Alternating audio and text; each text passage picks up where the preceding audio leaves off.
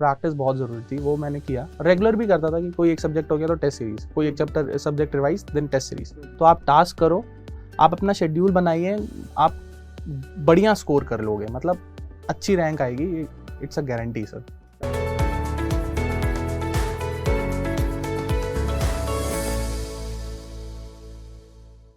दोस्तों नमस्कार। तो आज हमारे साथ इलेक्ट्रिकल इंजीनियरिंग से एक और स्टूडेंट जुड़े हैं जिनकी ऑल इंडिया रैंक जो है इलेक्ट्रिकल इंजीनियरिंग से 9 रही है। एंड आज उससे हम बातचीत करेंगे एंड आपको कुछ और इनपुट्स मिलेंगे, कैसे उन्होंने तैयारी की, क्या मिस्टेक्स उन्होंने की और कैसे उनकी जर्नी रही। थोड़ा डिस्कस करते हैं उनसे एंड कोशिश करते हैं कुछ बेसिक पॉइंट जानने की जो आपको हेल्प करेंगे अपनी प्रिपरेशन में। तो आज मेरे साथ हैं आदित्य। एंड आदित्य का मैं आपको बता दूं कि इनका जो ग्रेजुएशन है वो आईआईटी कानपुर से है। एंड इन्होंने एक बार पहले भी अटेम्प्ट दिया था जिसमें इनकी 445 रैंक रही थी और उसके बाद उन्होंने ऑल इंडिया रैंक 9 स्कोर किया है इस बार।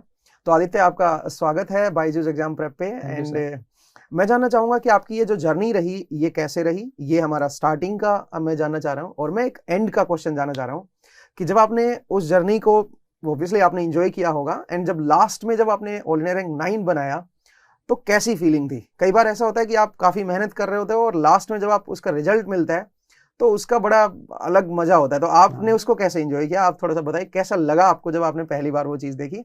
एंड थोड़ा सा पहले का क्वेश्चन कि आप थोड़ी सी जर्नी को भी आप एक्सप्लेन करें कि कैसे आपकी जर्नी रही उस चीज में। जी, so sir about the journey sir, after college मतलब ग्रेजुएशन के बाद मतलब मेरी कॉलेज प्लेसमेंट लग गई थी, but I still decided to go for GATE and ESC because of the job profile they give. Now उसके बाद सर मतलब काफी लेट मैंने शुरू किया, लगभग सितंबर अक्टूबर के आसपास चालू की 2021 के। मतलब आप पास आउट होने के बाद आपने अपनी प्रिपरेशन स्टार्ट किया। है ना। तो फिर मैंने कुछ ऐसा बहुत ज़्यादा गाइडेंस होता नहीं है, तो क्योंकि हमारे कॉलेज में जो सीनियर्स थे वो भी ज़्यादातर गेट प्रिपेयर करते नहीं है, है ना, दे गो फॉर जॉब। एग्जैक्टली मेरे पास भी थी तो मैं भी वही मतलब उधर ही था, गेट की तरफ था नहीं ज़्यादा, बिकॉज़ ज़्यादा आईटी का कल्चर जो रहता है वो प्लेसमेंट हो जाता है, कैंपस हो जाता है तो वहीं पर चले जाते हैं। तो फिर मैंने वही ओपन सोर्सेज से जो भी जानकारी मिलती है वहां से ली। उसके बाद मैंने पोस्टल पैकेज मंगाया, इससे मैंने बेसिकली सेल्फ स्टडीज पूरी इसी से की, है ना। तो फिर यहाँ से मैंने वही अपना सिलेबस डिवाइड किया कि अगर इतने महीने में करना है तो 10 दिन में इतना तो करना ही पड़ेगा, ऐसे इतने तो सवाल लगाने ही पड़ेंगे। और फिर मैंने रॉक सॉलिड था अपने शेड्यूल पे, it doesn't matter how much time it takes, but schedule करना है कंप्लीट। मतलब जो भी मेरा शेड्यूल है 10 दिन का या 6 दिन का, फिर वो 6 दिन में 1 दिन का भी शेड्यूल बन जाता था, मतलब आज क्या करना है उस पे तो मैं रॉक सॉलिड होता था कि भाई करना ही है। और फिर मैंने वो लगभग सारे ही जो भी स्मॉल पीसेस थे उसको कंप्लीट किया। फिर टेस्ट सीरीज दी। टेस्ट सीरीज एक बहुत इंपॉर्टेंट पार्ट था। टेस्ट सीरीज मतलब अगर मेरे पास 60% नॉलेज भी है तो how to score best out of this 16% knowledge, ये टेस्ट सीरीज बहुत हेल्प करता है।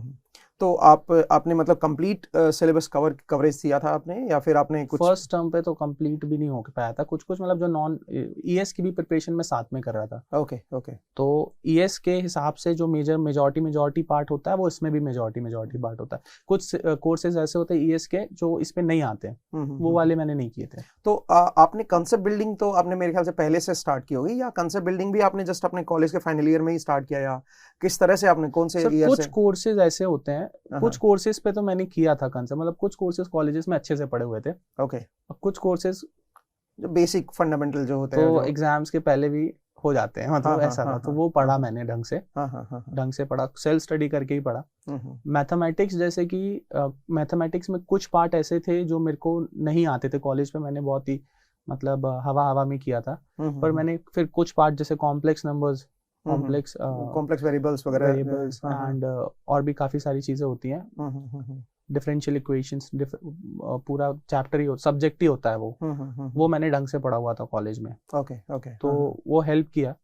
पर ऐसे मैं नहीं बोलूंगा कि मतलब कॉलेज की पढ़ाई हेल्प काम आई, क्योंकि काफी सारा कोर्स है और कुछ ही चीजें कॉलेज में अच्छे से पढ़ते हैं, कॉलेज में तो ज्यादा पढ़ाई हो पाती नहीं है। ये हुआ मतलब फिर फर्स्ट टर्म पे ज्यादा अच्छे मतलब रैंक आई नहीं।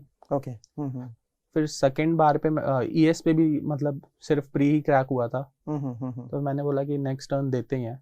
ओके। एनटीपीसी पे हो रहा था बट आई सेड कि ठीक है लेट्स गो फॉर बेटर।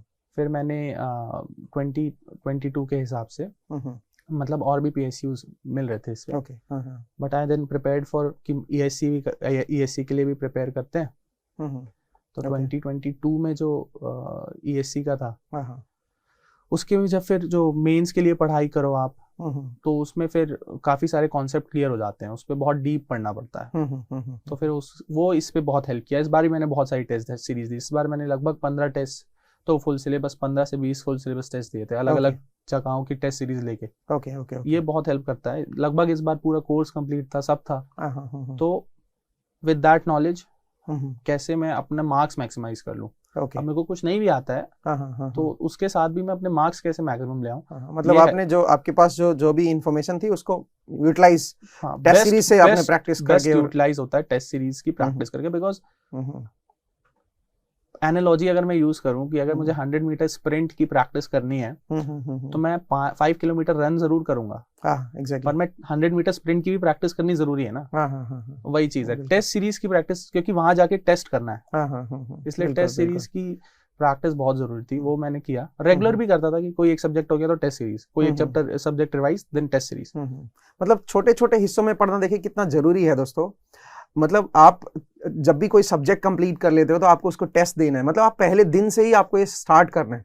बहुत सारे स्टूडेंट ऐसे भी होते हैं जो सोचते हैं कि भाई सब्जेक्ट कंप्लीशन पे हम लोग फिर स्टार्ट करेंगे टेस्ट देना, तो ये एक अच्छी स्ट्रेटेजी नहीं होती। उससे आपका रिवीजन साथ साथ नहीं हो पाता, उससे आप भूल भी जाते हो। तो कोशिश कीजिए कि जैसे आपका सब्जेक्ट कंप्लीट हो जाता है तो आप तभी से अपनी टेस्ट सीरीज स्टार्ट कीजिए, बिकॉज ये कॉमन चीज़ है। जब भी हम रैंकर से बात करते हैं तो सबका यही एक आइडिया होता है कि उन्होंने टेस्ट सीरीज साथ साथ स्टार्ट की।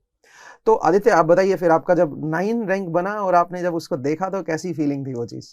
Sir 9th rank sir expected नहीं था। मतलब इतना एक्सपेक्टेशंस थे जो रैंक प्रेडिक्टर्स भी होते हैं ये वो कि ठीक है 50 के तो अंदर ही आएगी और लगभग 25 के या 50 के अंदर आएगी, तो it's a good rank anyway, कि तब भी बहुत ही खुश होते। तो वही एक्सपेक्ट कर रहा था। फिर मेरे को अंदर अंदर ये था कि रैंक खराब भी, वो भी खराब भी तो हो सकते हैं, प्रेडिक्टर्स 100% सही नहीं है, तो मैं 100 के अंदर एक्सपेक्ट कर रहा था लगभग। फिर जब 9 आई तो हम लोग बाहर थे घर के, गुरुद्वारे पे थे दिल्ली के ही, बंगला साहिब, वहां पर ही थे। वहां पर दर्शन करके जस्ट निकल ही रहे थे और मैंने रिजल्ट चेक कर ही रहा था, हो नहीं रहा था, चेक किया तो 9 आई। तो मतलब काफी खुश हो गए थे। मम्मी पापा भी थे, वो बहुत खुश हुए कि बढ़िया, तो भगवान का आशीर्वाद उसी टाइम आपको मिल गया। वही मैं आपको बताने की कोशिश कर रहा हूँ कि आशीर्वाद के साथ आई 9th रैंक। नहीं, आशीर्वाद बना रहे। तो आदित्य मुझे अभी बताइए कि आपने जब स्टार्ट किया तो क्योंकि आपका बैकग्राउंड कुछ इस तरह का रहा है, जैसे ग्रेजुएशन आपने IIT कानपुर से किया है, तो ऑब्वियसली आपके जो फिजिक्स वाला पार्ट था वो काफी अच्छा रहा होगा। एंड उसने कितना हेल्प किया आपको अंडरस्टैंडिंग में? बिकॉज बहुत सारे स्टूडेंट इस तरह के होते हैं जिनके बेसिक उतने स्ट्रॉन्ग नहीं होते हैं, उनका फिजिक्स मैथ्स जो है वो वाला पार्ट इतना अच्छा नहीं होता है। तो उनको आप क्या एडवाइस करेंगे कि जब आप स्टार्ट करते हो अपनी जर्नी, तो वो वाला पार्ट ने कितना रोल दिया आपकी जर्नी में? और आप मुझे बताइए कि अगर वो थोड़ा बहुत भी कमजोर होता है तो स्टूडेंट को क्या करना चाहिए वो चीज में? सर द फिजिक्स और मैथमेटिक्स पार्ट्स की बात करें आप, उसने कितना हेल्प किया, या फिर इन जनरल कॉलेज में जो पूरा करिकुलम है उसने? नहीं, मैं स्टार्टिंग की बात कर रहा हूँ। जो फिजिक्स का जो फाउंडेशन जो आपका था और मैथ्स का जो फाउंडेशन था, उसने आपको गेट में कैसे हेल्प किया?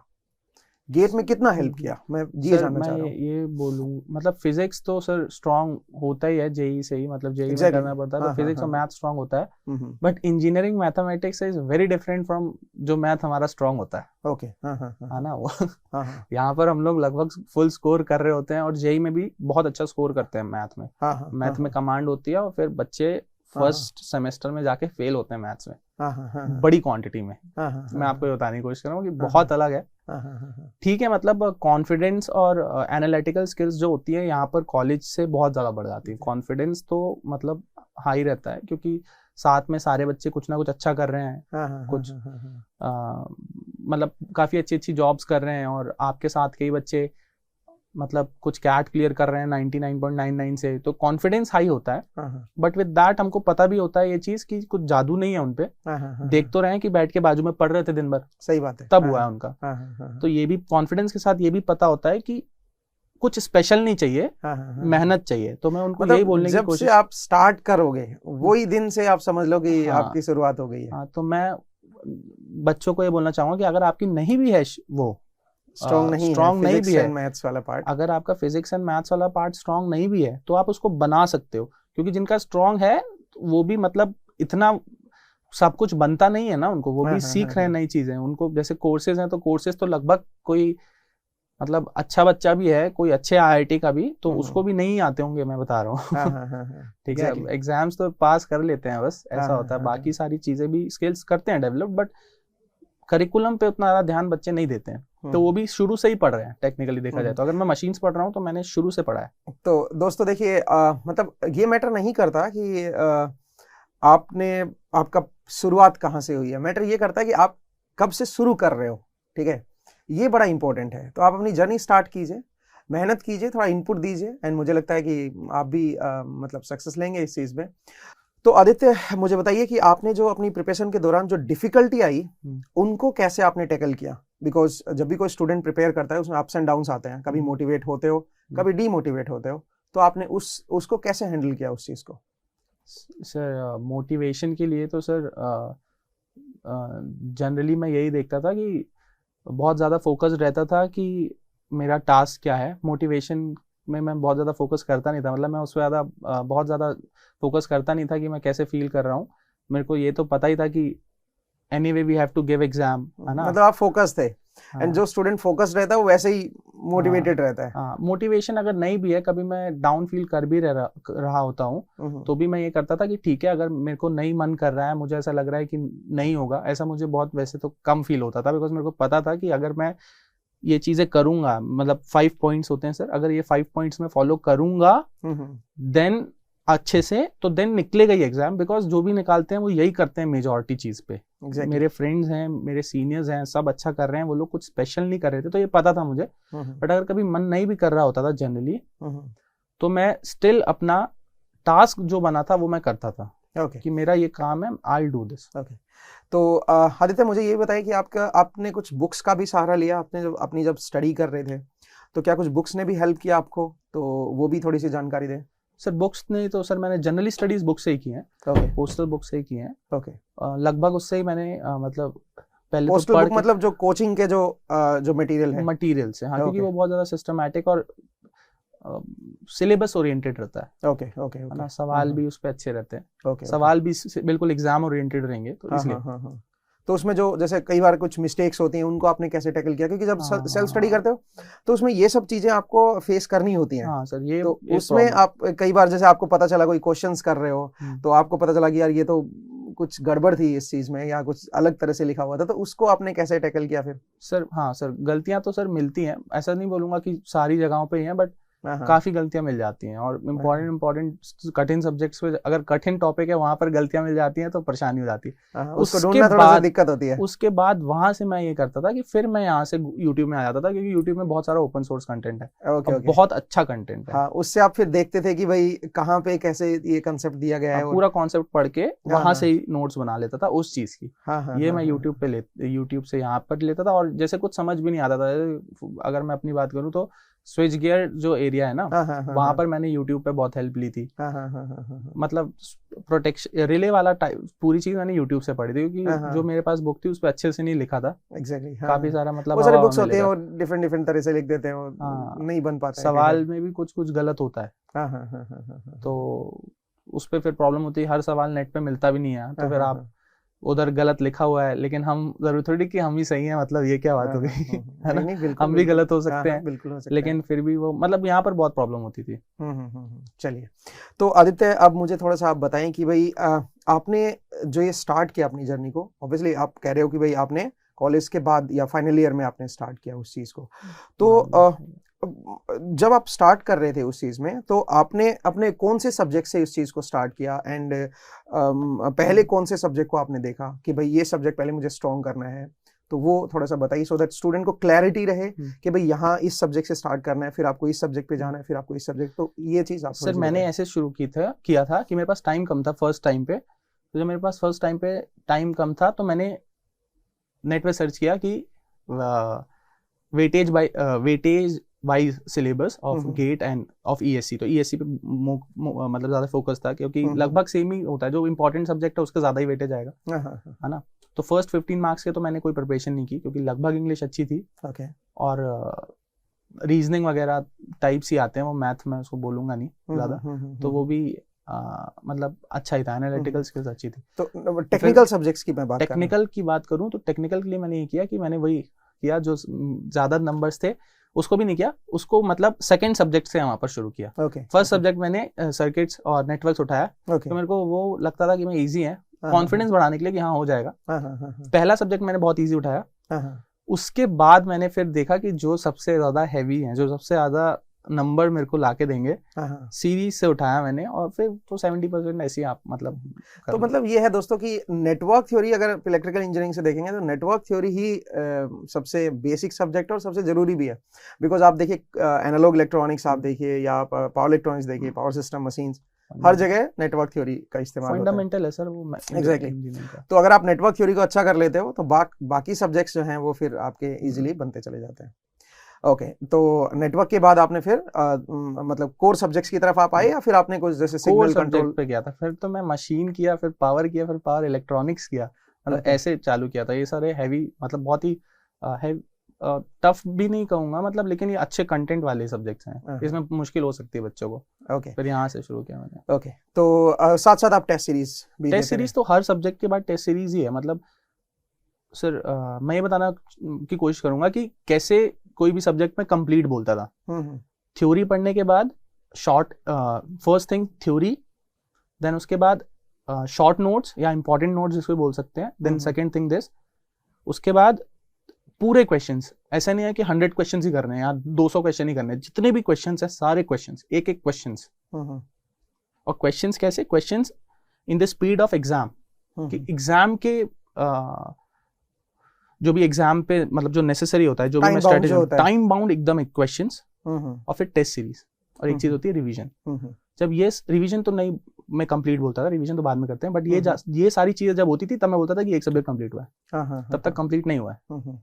तो फिर इवन जब आप क्वेश्चन की प्रैक्टिस करते हो तो उससे आपको कांसेप्ट याद भी रहते हैं ज्यादा, वो बहुत जरूरी है। क्वेश्चन इज इम्पोर्टेंट, मतलब क्वेश्चन ही इम्पोर्टेंट है। क्वेश्चन थ्योरी की एग्जाम पे ये नहीं पूछेगा कि थ्योरी पढ़ के बताओ, वो ये पूछेगा कि क्वेश्चंस करने हैं टाइम पे। क्वेश्चंस का प्रैक्टिस बहुत जरूरी है, because GATE is all about questions. तो इवन न्यूमेरिकल क्वेश्चंस ही ऑलमोस्ट सारे होते हैं, तो आपको वही चीज बहुत जरूरी भी बन जाती है। सर इवन थ्योरी क्वेश्चंस भी जैसे ईएस में आते हैं ना, तो आपको ये नहीं करना है कि थ्योरी तो पूछ रहा है, उसमें भी टाइम बाउंड है, 1 मिनट के अंदर अंदर क्वेश्चन करना है। तो थ्योरी के लिए भी प्रैक्टिस करना जरूरी है। 3 ऑप्शंस में आप कैसे एलिमिनेट करते हो, ये बहुत जरूरी है। वही मैं कह रहा हूँ ना कि कितना नॉलेज हमको है, उसमें हम नंबर कैसे मैक्सिमाइज कर पा रहे हैं, वो सिर्फ टेस्ट सीरीज बताएगा। स्मार्ट स्टडी करना बहुत जरूरी है। मतलब आप सिर्फ अंधाधुंध जस्ट आप ऐसे नहीं है कि भाई करे जा रहे हो कुछ भी करे जा रहे हो। मतलब आपके पास एक तो इन्फॉर्मेशन कितनी है, आप उसको कैसे यूटिलाइज कर रहे हो और उसको बेहतर तरीके से यूटिलाइज कर रहे हो, वो बड़ा इंपॉर्टेंट हो जाता है। तो आदित्य, अब मैं चाहूंगा कि आप थोड़ा सा मुझे समराइज करें आपकी जो भी जर्नी रही है उसको, अगर आप कुछ छोटे शब्दों में अगर मुझे बताना चाहें, ओवरऑल जब आप पिक्चर देखते हो आज बैठ के कि मेरा पिछला 1-2 साल जो था वो किस तरह का रहा, और उसकी ओवरऑल अगर मुझे देखना हो तो आप किस तरह से उस चीज को देखेंगे? सर ओवरऑल प्रिपरेशन जब से शुरू की है sir, I was really focused on कि एग्जाम पे ही फोकस था मेरा हर वक्त। अभी भी एग्जाम पे इंटरव्यू पे रहता है। अगर मैं किसी भी एक्स इंटरव्यू दे के आया हूँ या जॉब के लिए दे के आया हूँ, तो मेरा फोकस उसी पे होता है पूरा, कि मतलब आजू बाजू चीजों पे फोकस बहुत कम होता है, मतलब 10% भी नहीं होता है कि पार्टीज या मतलब होता ही नहीं है सर। मन ही नहीं करता है वहां को जाने के लिए जब तक मेरे पास कुछ एम है। मतलब आप अपने आप के साथ एंजॉय करते हो? हाँ सर, बिकॉज वो जरूरी भी है। एक स्टूडेंट जब आप प्रिपेयर कर रहे होते हो तो आपको बहुत जरूरी है कि आप अपने आप के साथ समय निकालें और अपने आप से बातचीत करें, शेड्यूल बनाएं। ये मेरे ख्याल से आपने भी किया ये चीज। Sir schedule and sticking to the schedule is very important sir. हम अगर अपने शेड्यूल पे स्टिक रहेंगे, मतलब अच्छे शेड्यूल के साथ शेड्यूल पे स्टिक रहेंगे और कुछ पॉइंट्स याद रखेंगे कि ये काम करना है, आप अगर वो काम सही से कर लेंगे, एंड जो भी बच्चे ने किया होगा, मेरे को लगता है उसने सर कुछ बेसिक चीजें तो किया ही होंगे कि क्वेश्चन टेस्ट सीरीज अच्छे से, थ्योरी और रिवीजन, ये तो किया ही होगा। तो जो भी ये करता है ढंग से सर, उसका लगभग हो जाता है। तो मेरा यही सजेशन है बच्चों से।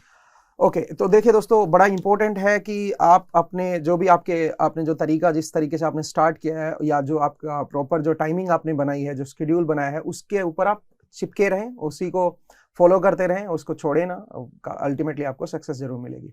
आदित्य, हम शेड्यूल की बात कर रहे थे, तो आप मुझे बताइए कि किस तरह से आपने उसको प्रॉपर मैनेज किया, कैसे शेड्यूल बनाया आपने कि जिसको आपने फॉलो किया? कोई ऐसा फिक्स कुछ था कि भाई यही करना, या कभी कभार स्किप हो जाता था तो आप मतलब उसको फिर अगले दिन भी आप इस तरह से कुछ मैनेज कर लेते थे, कोई डे बेसिस पे कुछ होता था, कैसे आपने उसको किया? सर फॉर एग्जांपल देता हूँ।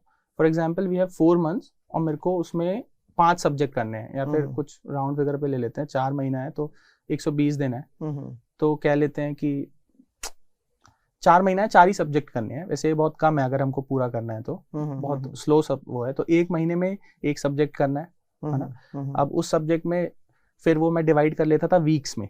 ओके ठीक है, तो वीक्स में इतनी सारी चीजें करनी है, सब्जेक्ट्स के भी चैप्टर्स होंगे फिर कि मशीन है तो ट्रांसफॉर्मर्स करना है, और ट्रांसफॉर्मर्स के साथ डीसी मशीन करना है। तो अगर मुझे 1 वीक में ये दोनों चीज करनी है या 3 चीज करनी है, वैसे इतना स्लो नहीं था मेरा शेड्यूल, बहुत ज्यादा कम समय पे ज्यादा करना था, तो ऐसा था कि मशीन 10 दिन में करना है। ओके तो फिर उसको 1 दिन में कितना काम करना है, तो उसको फिर वीक में डिवाइड किया। पर है ना, वीक में डिवाइड करने के बाद फिर 3 डेज पे, मतलब ऐसे एक कह सकते हैं कि टास्क डे वाइज टास्क आ जाता था कि आज इतना करना है, और आज के बाद अगर ये करना है, अगर मेरे को 3 दिन में ट्रांसफॉर्मर्स करने हैं तो 3 दिन में ट्रांसफॉर्मर्स भी करने हैं, ट्रांसफॉर्मर के शॉर्ट नोट्स भी लिखने हैं, ट्रांसफॉर्मर के जितने क्वेश्चंस हैं सारे क्वेश्चंस करने हैं, एक भी नहीं छोड़ने हैं, उसमें इंपॉर्टेंट मार्क भी करना है।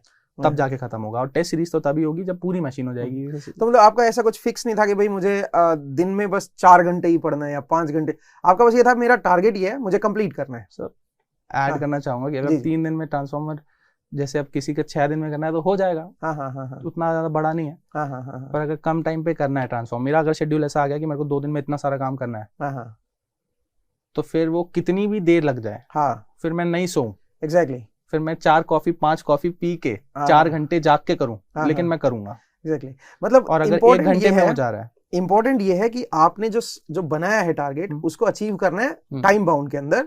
आप ये मत देखिए कि आप 2 घंटे पढ़ रहे हो, 10 घंटे पढ़ रहे हो, 5 घंटे पढ़ रहे हो, उससे मैटर नहीं करता उस चीज को। और ऐसा भी किया हूं मैंने, कुछ तो 1 घंटे में हो गया था शेड्यूल, तो फिर पूरा दिन खाली है, तो फिर जो करना है करो।